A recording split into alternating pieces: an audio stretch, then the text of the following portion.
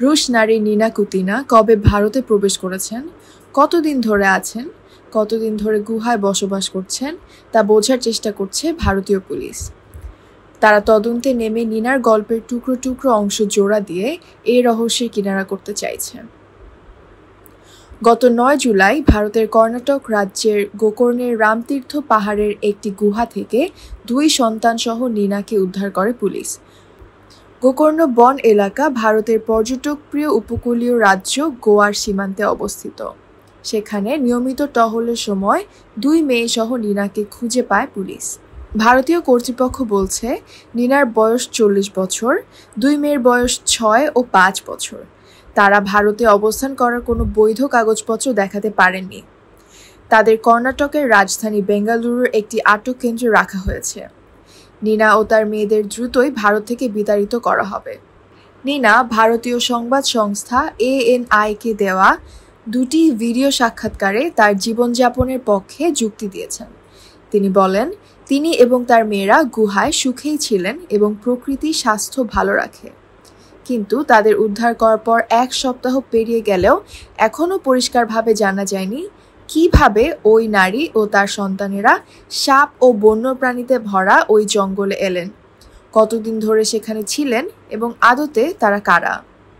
উত্তর কন্নড় জেলার police super M Narayan বিবিসিকে বলেন, এই এলাকা পর্যটকদের মধ্যে, বিশেষ করে বিদেশিদের কাছে দারুণ জনপ্রিয়। তবে এখানে সাপের উপদ্রব অনেক বেশি এবং বিশেষ করে বর্ষাকালে প্রায় ভূমিধসের ঘটনা ঘটে। পর্যটকদের নিরাপত্তা নিশ্চিত করতে আমরা গত বছর থেকেই এই বনে নিয়মিত টহল দেওয়া শুরু করেছি।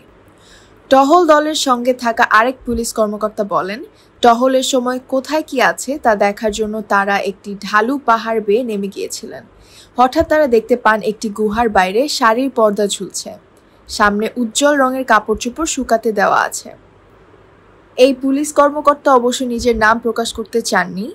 তিনি আরও বলেন, টহল দল গুহার কাছে পৌঁছালে সোনালি চুলের একটি ছোট্ট সুন্দর মেয়ে দৌড়ে বেরিয়ে আসে। স্তম্ভিত পুলিশ কর্মকর্তারা মেয়েটিকে অনুসরণ করে গুহার ভেতর ঢুকে নিনা কুতিনা ও তার অন্য মেয়েকে দেখতে পান। গুহার ভেতর তেমন কিছু ছিল না, শুধু প্লাস্টিকের মাদুর, কাপড় চোপড়, ইনস্ট্যান্ট নুডলসের প্যাকেট এবং কিছু খাবার দাবার। গুহার ভেতর পানি চুইয়ে পড়ছিল। পুলিশ সেখানে যে ভিডিও করেছে সেটা দেখেছে বিবিসি। ভিডিওতে উজ্জ্বল রঙের ভারতীয় পোশাক পরা শিশুদের ক্যামেরার দিকে তাকিয়ে হাসতে দেখা যাচ্ছে। M নারায়ণ বলেন, সেখানে ওই নারী এবং তার সন্তানেরা আরামে ছিলেন বলেই মনে হয়েছে। সেখানে বসবাস করা যে বিপজ্জনক, ওই নারীকে তা বোঝাতে আমাদের বেশ খানিকটা সময় লেগেছে।